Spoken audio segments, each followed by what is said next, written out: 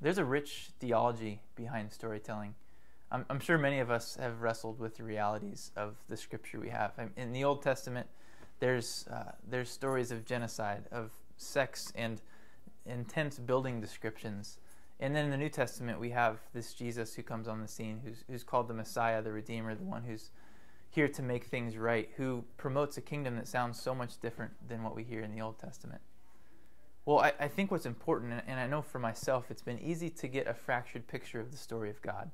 To understand one story, the story of Noah or Moses or Lazarus, but not understand that they're actually all framed within the grand narrative, within the grand story of Scripture.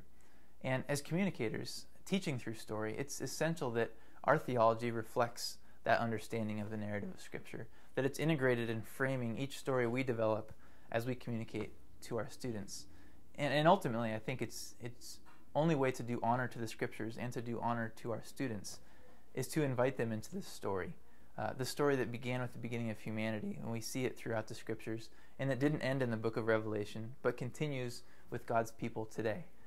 It's an invitation to our students to be part of something bigger, to be part of the restoration of humanity that's going to culminate with Jesus' return.